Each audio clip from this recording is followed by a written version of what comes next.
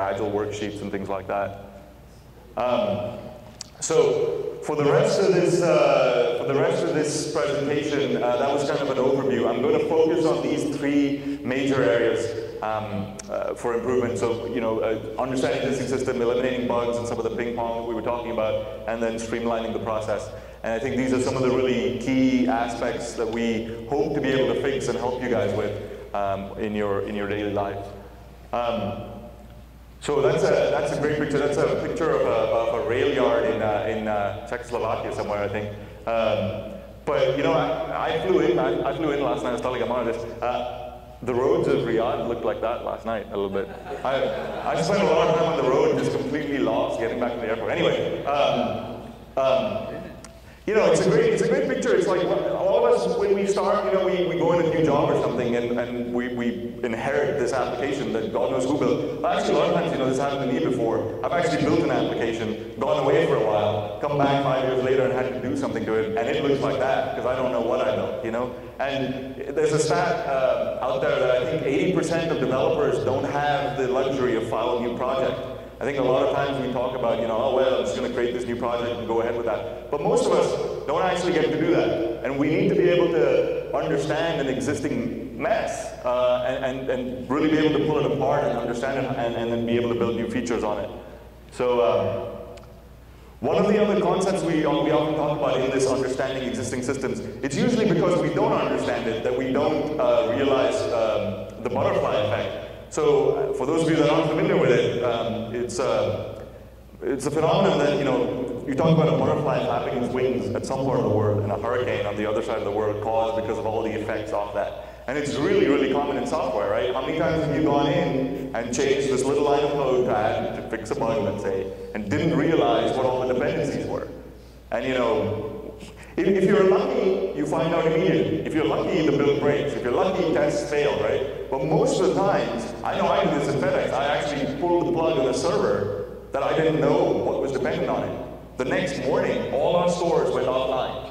Every single store in FedEx went offline because I pulled the plug on one server. I didn't get fired because I managed to fix it before the morning. But, it's a perfect example of you and it's not necessarily your fault. These things are complex. You don't understand how some of these dependencies work. You change something, and a day later something else breaks, and you have no idea why. So I think we hope to at least help you with that, with understanding systems quickly and easily.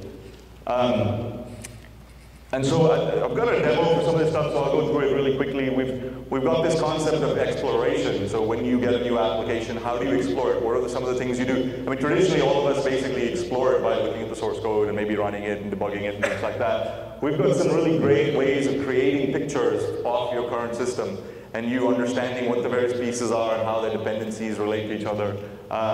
We also allow you to create a generated sequence diagram from your source code, so that should really help out.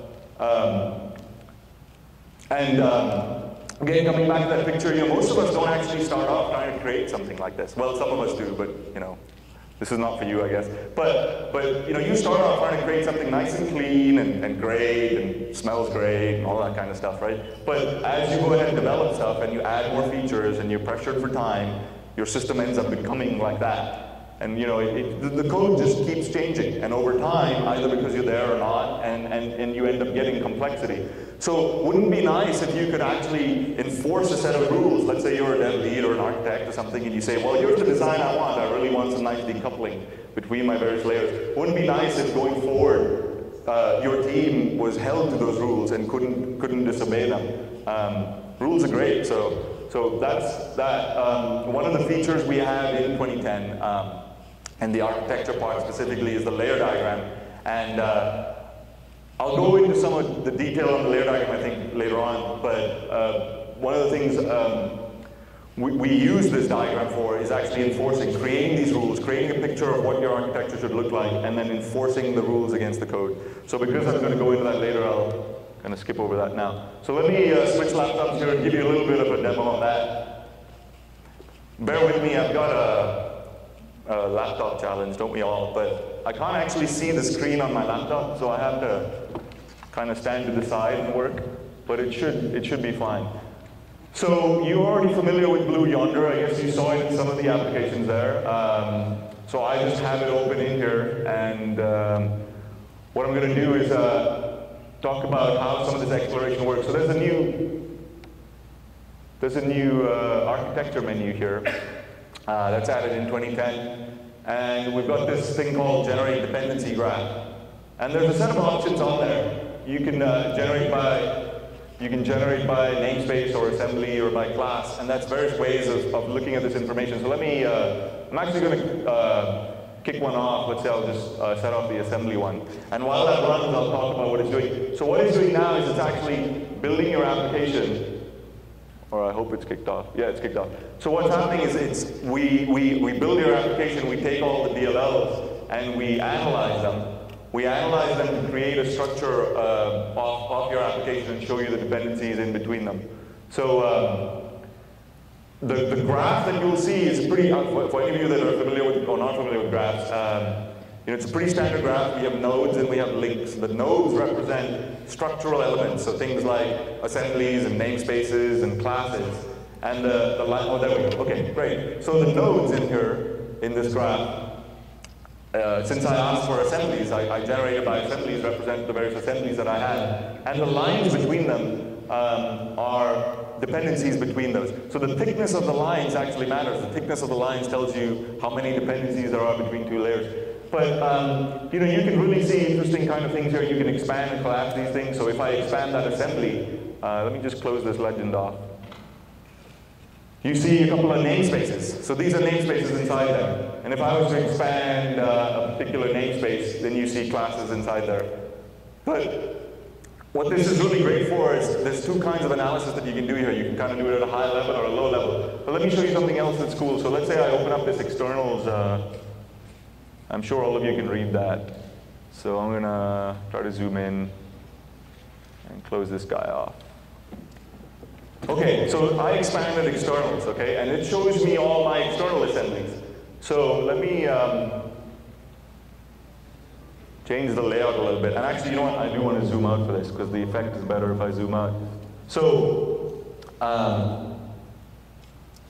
you'll notice a couple of, well, it's kind of hard to see these lines, but if I click on this guy, or if I click on this guy, and try to zoom in a little bit, you'll notice these, sorry for the colors, but you'll notice that these kind of form these little hubs. Have you guys seen Star Wars?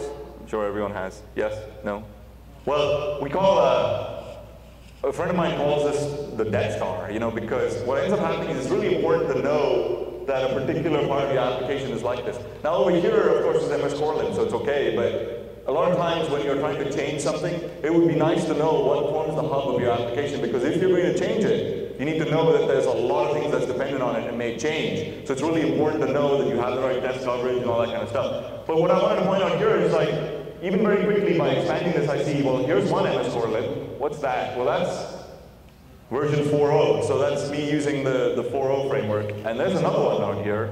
And this one is version 2.0. So I know maybe, did you talk about multi-targeting, Jerry? Someone mentioned multi-targeting before, right? And it's one of the really great features. I mean, I think a lot of times we get questions about what it takes to upgrade and all that kind of stuff. But being able to multi-target and use different frameworks is really important. But where this comes in handy is, let's say you have 2.0. How do you understand which parts of your application are across the board are using the 2.0 framework versus the 4.0 framework? And how do you understand what method calls need to be changed and how they need to be changed? And some of the things that you can get from a picture like this really help you do that. Let me actually open up another one. So you can delete nodes, you can expand them, and we'll go over this in more detail later. I just have another sort of cleaner graph that I've created before. I'm going to open that up. And if I look at the dependencies here, so for instance, here's the DLL we talked about before. Here's a namespace. Here's my controllers. Here's a class, the booking controller.